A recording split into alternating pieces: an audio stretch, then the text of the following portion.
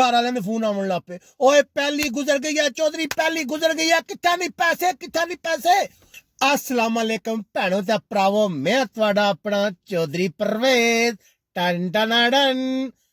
अच्छा जी, बचपन में जब मैं घर वालों को पैसे मंगदा सन तो गुस्सा कर जांदे सी। ਉਹ ਕਹਿੰਦੇ ਸੀ ਚੌਧਰੀ ਤੈਨੂੰ ਕੀ ਪਤਾ ਪੈਸਾ ਕਿਸ ਤਰ੍ਹਾਂ ਕਮਾਈਦਾ। ਉਹ ਚੱਲਿਆ ਬੜੀ ਮਿਹਨਤ ਕਰਨੀ ਪੈਂਦੀ ਹੈ, ਪੂਰਾ ਮਹੀਨਾ ਕੰਮ ਕਰੋ ਤਾਂ ਜਾ ਕੇ ਪਹਿਲੀ ਤਰੀਕ ਤਨਖਾਹ ਲੱਭਦੀ ਹੈ, ਤੂੰ ਪੈਸੇ ਮੰਗਦਾ ਰਹਿੰਦੇ। ਉਹ ਮੈਂ ਕਹਿੰਦਾ ਸੀ ਮੈਨੂੰ ਪੈਸੇ ਦੇ ਦਿਓ। और याद रखे एक दिन चौधरी बाहर जाएगा, दुबई जाएगा, ढेर सारा पैसा कमा के लियावेगा, हर पहली दी पहली तुहानू पैसे भेजा करांगा, फिर तुहानू पता लगेगा। ਉਹ ਕਹਿੰਦੇ ਚੌਧਰੀ ਸਾਨੂੰ ਤੇ ਯਕੀਨ ਕੋਈ ਨਹੀਂ, ਤੂੰ ਇੱਥੇ ਵੀ ਸੁੱਤਾ ਰਹਿੰਦੇ ਉੱਥੇ ਵੀ ਸਹਿ ਰਹਿਣਾ। ਮੈਂ ਕਿਹਾ ਨਹੀਂ, ਬਾਹਰ ਭੇਜੋ। ਅੱਛਾ ਜੀ, ਘਰ ਵਾਲੇ ਮੰਨਦੇ ਕੋਈ ਨਹੀਂ। ਪਹਿਲੇ ਤਾਂ ਮੇਰੀ ਗੱਲ ਨੂੰ ਮਜ਼ਾਕ ਵਿੱਚ ਲੈ ਲੈਂਦੇ। ਜਦ ਮੈਂ ਸਕੂਲ ਜਾਂਦਾ ਸਾਂ ਤਾਂ ਮੈਂ ਕਹਿੰਦਾ ਸਾਂ ਕਿ ਮੈਂ ਦੁਬਈ ਜਾਣਾ, ਤਾਂ ਇਤਨਾ ਸੀਰੀਅਸ ਨਹੀਂ ਸੀ ਲੈਂਦੇ।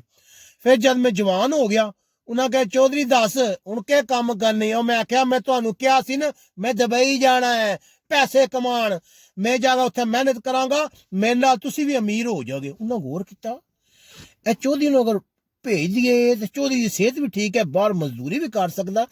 ਲੇਕਿਨ ਉਹਨਾਂ ਨੂੰ ਪਤਾ ਸੀ ਕਿ ਚੌਧਰੀ ਜਿਹੜਾ ਭੁੱਖ ਵੀ ਨਹੀਂ ਬਰਦਾਸ਼ਤ ਕਰ ਸਕਦਾ ਹੈ ਨਾ, ਵੈ ਉੱਥੇ ਦੁਬਈ 2-4 ਦਿਨ ਭੁੱਖਾ ਰਹਿਣਾ ਪਵੇ ਤੇ ਚੌਧਰੀ ਭੰਬਲ ਪੂਸਰਾ ਚੁੱਕ ਕੇ ਤੇ ਵਾਪਸ ਆ ਜਾ। ਮੈਨੂੰ ਕਹਿੰਦੇ ਚੌਧਰੀ ਉੱਥੇ ਜਾ ਕੇ ਵਾਪਸ ਤੇ ਨਹੀਂ ਆਉਣ ਲੱਗਾ। ਮੈਂ ਕਿਹਾ ਨਹੀਂ ਚੌਧਰੀ ਮਰ ਜਾਏਗਾ, ਵਾਪਸ ਨਹੀਂ ਆਉਣ ਲੱਗਾ। ਉਹਨਾਂ ਹੈ ਠੀਕ ਹੈ, ਸਟਾਂਪ ਪੇਪਰ ਲਿਆਵੋ ਜੀ ਚੌਧਰੀ, ਲਿਖ ਸਾਨੂੰ ਕਦੋਂ ਪੈਸੇ ਭੇਜਿਆ ਕਰੇਗਾ। ਮੈਂ ਕਿਹਾ ਪਹਿਲੀ ਦੀ ਪਹਿਲੀ ਤੁਹਾਨੂੰ ਪੈਸੇ ਭੇਜਿਆ ਕਰੋ ਨਾ 2 ਤਰੀਕ।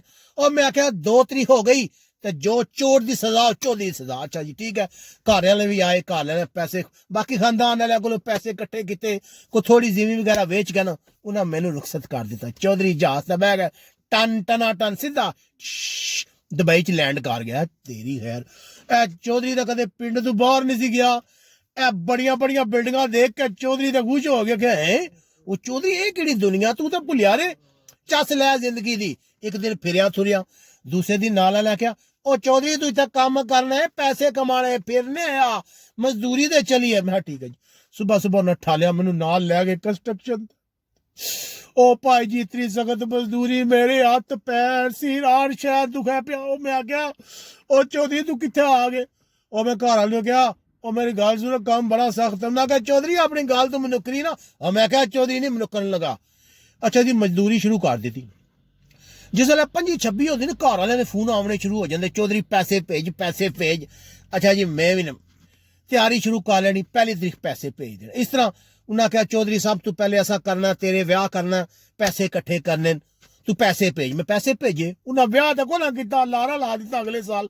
ਬਾਕੀ ਸਾਰਿਆਂ ਦੇ ਭੈਣਾਂ ਭਰਾਵਾਂ ਦੇ ਵਿਆਹ ਕਰ ਲਏ। ਫਿਰ ਉਹਨਾਂ ਆਖਿਆ ਚੌਧਰੀ ਕਾਰ ਲੈਣੀ ਹੈ, ਗੱਡੀ ਲੈਣੀ ਹੈ। ਖੈਰ ਚੌਧਰੀ ਨੇ 10 ਸਾਲ ਜਿਹੜੀ ਹੈ ਚੰਗੀ ਮਿਹਨਤ ਕੀਤੀ, ਪੈਸਾ ਕਮਾਇਆ। ਮੈਂ ਕਿਹਾ ਦੇਖੇ, ਉਹਨਾਂ ਆਖਿਆ ਚੌਧਰੀ ਤੂੰ ਗੱਲ ਦਾ ਪੱਕਾ ਹੈ। ਫਿਰ ਜਦੋਂ ਵਕਤ ਮਾੜਾ ਆਉਂਦਾ, ਉਹ ਖਬਰਾਂ 'ਚ ਪਤਾ ਲੱਗਾ ਕਿ ਅਮਰੀਕਾ ਨੇ ਈਰਾਨ ਤੇ ਹਮਲਾ ਕੀਤਾ। ਈਰਾਨ ਨੇ ਜਵਾਬ ਵਿੱਚ ਅਰਬ ਅਮਾਰਾਤ ਤੇ ਸਊਦੀਆ ਵਗੈਰਾ ਸਾਰਿਆਂ ਤੇ ਹਮਲਾ ਕਰ ਦਿੱਤਾ। ਉਹ ਮੈਂ ਮਾਲਕ ਨੂੰ ਕਿਹਾ ਮੈਂ ਸੁਬਹ ਕੰਮ ਤੇ ਆ ਜਾਣਾ ਹੈ। ਨਹੀਂ ਚੌਧਰੀ ਆ ਤੇ ਜਾਏਗਾ, ਵਾਪਸ ਨਹੀਂ ਜਾਣ ਹੋਣ ਲੱਗਾ, ਇੱਥੇ ਮਜ਼ਾਇਲ ਆਉਂਦੇ ਪਏ। ਮੈਂ ਘਰ ਬਹਿ ਰਿਹਾ, ਘਰ ਵਾਲਿਆਂ ਦੇ ਫੋਨ ਆਉਣ ਲੱਗ ਪਏ, ਓਏ ਪਹਿਲੀ ਗੁਜ਼ਰ ਗਈ ਹੈ ਚੌਧਰੀ, ਪਹਿਲੀ ਗੁਜ਼ਰ ਗਈ ਹੈ, ਕਿੱਥੇ ਨਹੀਂ ਪੈਸੇ, ਕਿੱਥੇ ਨਹੀਂ ਪੈਸੇ। ਉਹ ਮੈਂ ਕਿਹਾ ਓਏ ਤੁਹਾਨੂੰ ਪਤਾ ਨਹੀਂ ਜੰਗ ਲੱਗ ਗਈ ਉਹਨਾਂ ਹੈ। ਜੰਗ ਕੋਈ ਗੱਲ ਨਹੀਂ, ਜੰਗ ਲੱਗਾ ਭਾਵੇਂ ਸਾਰੀ ਦੁਨੀਆ ਤੇ ਲੱਗਾ ਜੰਗ, ਤੂੰ ਸਾਡੇ ਨਾਲ ਵਾਅਦਾ ਕੀਤਾ ਸੀ। ਉਹ ਮੈਂ ਕਿਹਾ ਦੁਬਈ ਚ ਸਾਰੇ ਰਾਹ ਬੰਦ ਹੋ ਗਏ, ਹਰ ਪਾਸੇ ਮਜ਼ਾਇਲ ਆ ਰਹੇ।